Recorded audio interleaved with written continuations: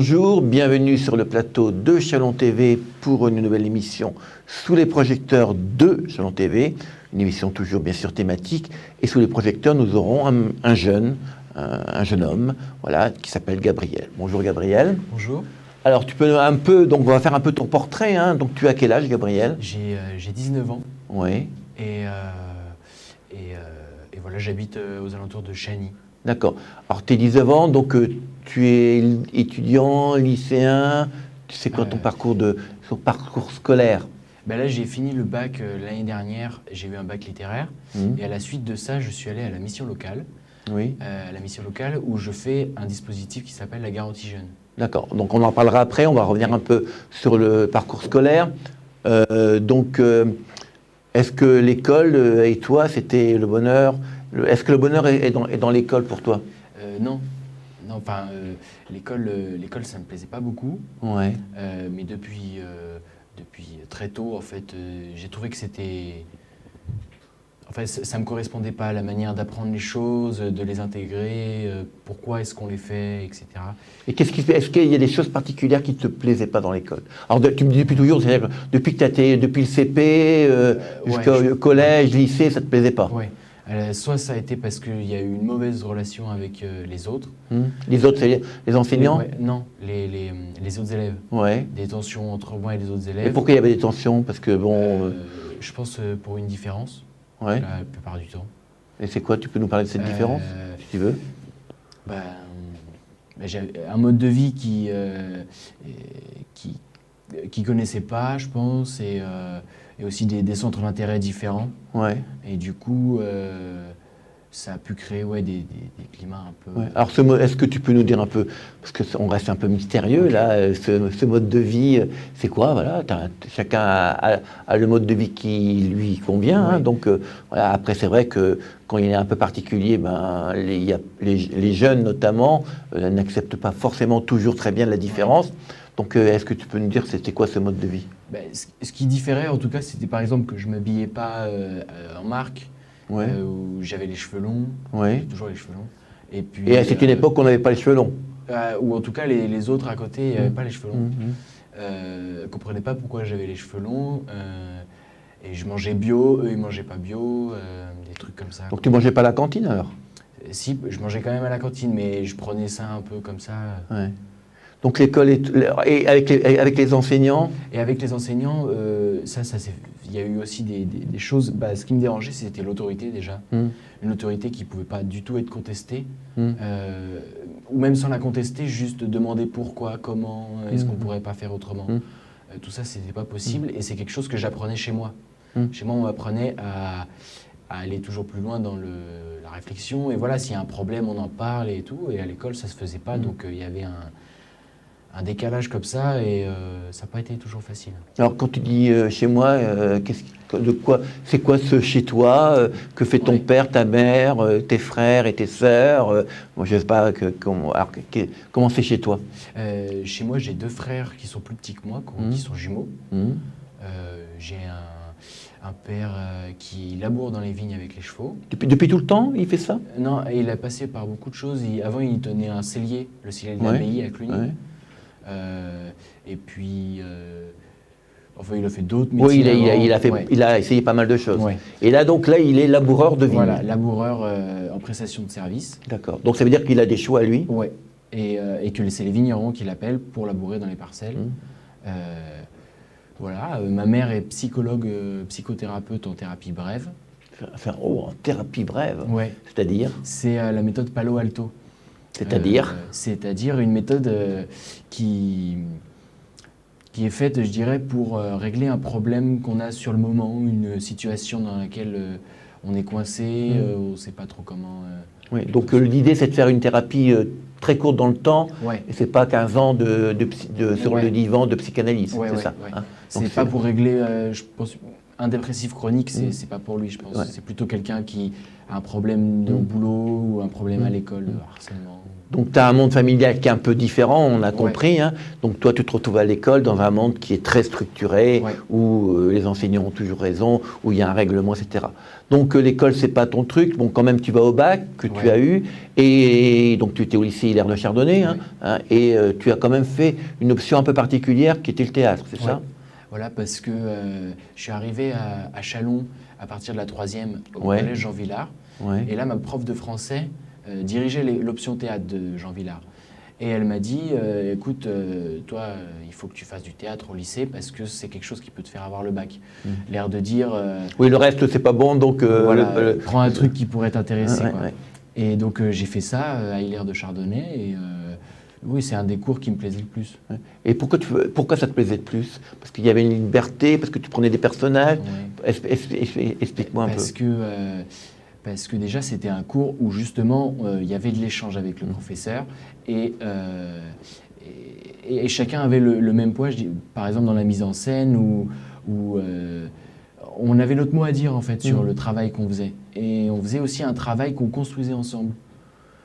Et puis, il y avait un esprit de groupe aussi avec la classe théâtre, parce que quand on fait une pièce, on est obligé d'être un minimum groupé et une entente. Et puis aussi parce que le théâtre, c'est génial pour plein de choses. C'est quoi, c'est plein de choses? Plein de choses, je dirais comme ça, le développement personnel, la prise de confiance en soi et aussi le contact aux autres. Et son corps, le contact à son corps, au corps des autres. Et donc, tu t'es produit sur scène ou on joue dans le lycée, ou est-ce que vous êtes produit dans le lycée? Est-ce que vous êtes produit en dehors du lycée? Oui, on s'est produit à l'Espace des Arts. C'était dans le petit espace. Et puis sinon au lycée, ouais. Alors ça fait quoi de se produire? Est-ce que, bon, on répète, on joue, mais là on a un public, est-ce qu'il y a un grand changement? Je pense que oui. Qu'est-ce que ça t'apporte d'avoir un public? Déjà, ça apporte le direct instantané de la représentation, parce que quand on est en répétition, voilà, on retouche, ou puis même la générale, si on se loupe, c'était la générale, quoi. Alors que devant le public, ça doit être là, maintenant, tout de suite. Ça, déjà, ça apporte quelque chose. Et puis, il y a le rapport avec le public, quand on fait des phases publiques, par exemple, ou les applaudissements. On n'est pas, en fait. Alors donc, il y avait quand même un peu de bonheur à l'école, c'était le théâtre. Tu as eu ton bac, dans des circonstances comme tout le monde. En 2020, c'est le Covid, etc. C'est un bac un peu particulier. Donc tu quittes l'école et donc tu vas à la mission locale. Alors, est-ce que tu peux nous dire un petit peu comment toi, est-ce que tu peux nous expliquer ce que c'est la mission locale pour toi? Après, on verra ce que tu y fais toi particulièrement. D'accord? La mission locale, c'est une association qui propose des aides aux jeunes de 16 à 25 ans, toutes sortes d'aides pour le permis, pour le logement, etc. Et ils ont un dispositif qui s'appelle la garantie jeune, où on est un collectif de maximum 15 jeunes, il me semble. Et il y a un mois où on va être ce collectif-là ensemble à travailler sur des choses comme faire un CV, des lettres de motivation. Une sorte de préparation, de formation à la vie administrative, disons, c'est ça. Puis après et après ça, c'est censé nous aider du coup à chercher du boulot, parce que le but de la garantie jeune, c'est de trouver un emploi.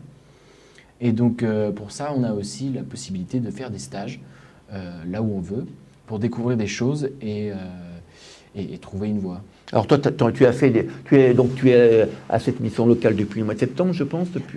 Oui, c'est ça. Ouais. Alors donc on est en avril, donc il s'est passé du temps. Donc est-ce que tu as fait des stages et où? J'ai fait des stages. Alors j'ai fait un stage en premier dans une chèvrerie dans la Drôme. Une chèvrerie un peu en altitude comme ça, où ils faisaient du picodon. C'est quoi le picodon? C'est un petit fromage sec. D'accord. Un fromage de chèvre. Et donc, ça, c'était bien sympa. Et c'est combien de temps le stage? C'est 2 semaines. 2 semaines, c'est normé, c'est 2 semaines. D'accord. Donc, tu as fait du picodon et c'était bien ce picodon? Oui, c'était bien. De s'occuper des chèvres comme ça et d'être aussi au grand air de la montagne. Parce que tu es. La nature pour toi, c'est important. Oui, c'est important d'être au grand air,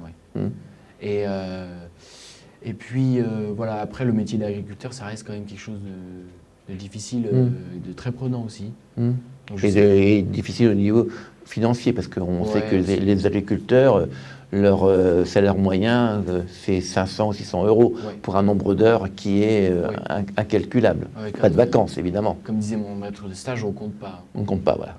Et on donc, compte les picolons, mais on compte pas les heures. Voilà. On compte pas trop ce que ça rapporte, sinon. Et puis, donc voilà, je pense que c'est pas vraiment pour moi. En tout cas, je pourrais pas avoir une ferme. Je pense que c'est quelque chose que je peux faire en woofing, par exemple. En quoi? En woofing. Le woofing, c'est en fait c'est se déplacer en fait de ferme en ferme pour aider à faire les travaux de la ferme. Et en échange, être nourri, logé, blanchi. D'accord. Et donc, comme ça, on peut faire de ferme en ferme, de pays en pays. Comme les compagnons du devoir qui faisaient un petit peu, après une formation, ils faisaient... voilà.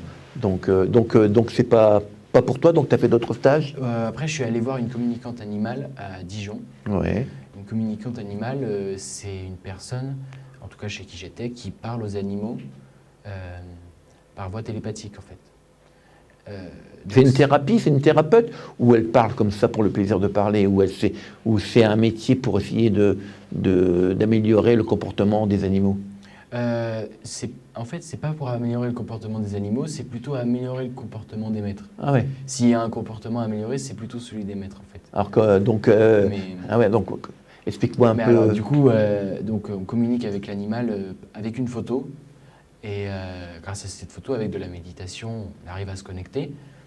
Avec l'animal, bien sûr. Avec l'animal. Et en fait, l'animal va nous parler de sa vie. Et souvent, si le maître nous a téléphoné, c'est qu'il y a un problème ou quelque chose qu'il aimerait savoir. Et l'animal, souvent, est au courant que le maître a vu un problème ou quoi. Et des fois, le problème, le comportement inadapté de l'animal, ça peut être une réaction à un comportement du maître. Et quelque chose pour essayer de faire comprendre à son maître, mais regarde, par exemple, là, tu te fais du mal, ou là, ça va pas, ou des choses comme ça.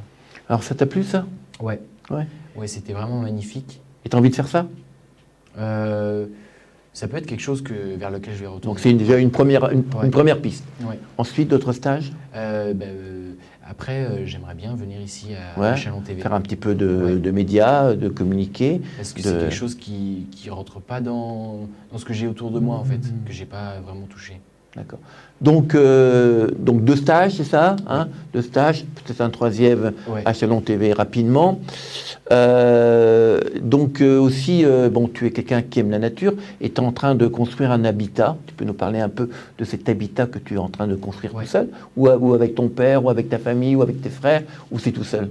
Je me suis beaucoup fait aider de mon père quand même. D'accord, que ce soit pour aller chercher des matériaux ou même pour les utiliser. En fait. Alors, on va parler de cette maison que tu es en train de construire. C'est une yourte en fait. Je fabrique une yourte et plus précisément une flex yourte. Une flex yourte, c'est la forme d'une yourte, comme une yourte traditionnelle.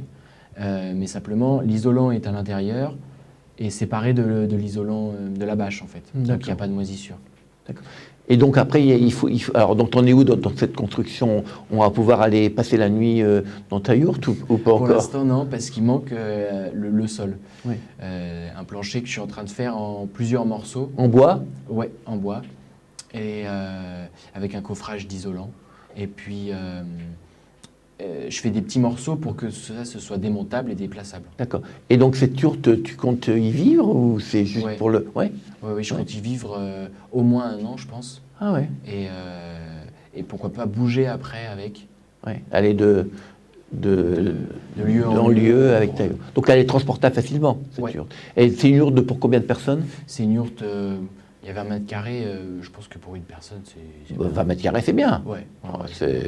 À Paris, 20 mètres carrés, c'est le bonheur. Hein. Dans le pré, c'est un peu petit. Donc voilà, là, tu es en train de chercher ta voie, en fait, c'est ça, hein? Et donc, quand tu auras décidé, tu feras peut-être des études pour...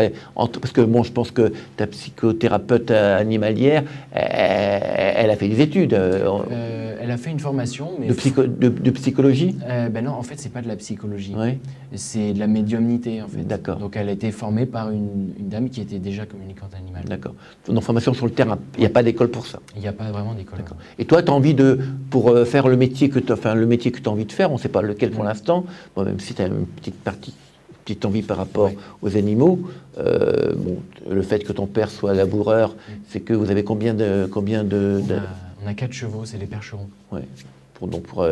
Pour aller... Et ces percherons, donc, pourquoi 4? Parce que bon, ton père, il y en a 4 à la fois, il y a 4 rangées de vignes, puis hop, non? Comment ça marche? Non, c'est un à la fois, un rang à la fois. Ouais. Et 4 parce que au début, c'était plus facile d'alterner avec 2 chevaux. Ouais. Et puis l'une était une jument qui a fait d'abord un poulain. Et puis après, elle a fait une pouliche. D'accord. Et ces chevaux, toi, tu t'en occupes, tu aimes? Parce que je l'aide à faire ça, et puis aussi parce que j'aime bien, c'est des bons compagnons en fait. D'accord. Donc là, est-ce que tu vas trouver peut-être dans tous tes stages, tu en as combien de stages à faire? Au moins un par mois. Parce que c'est ça que j'ai pas dit. Pour la garantie jeune, en fait, c'est aussi une aide. C'est qu'on a une allocation tous les mois. Tu as une allocation de combien? De 497 €. Donc moins que les services civiques qui ont une allocation de vers 600 €. Ouais.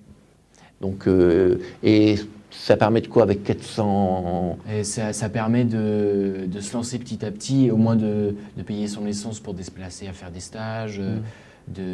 T'as un permis Non. Donc tu te déplaces en quoi? En train, en bus. Donc tu dois faire un stage par mois.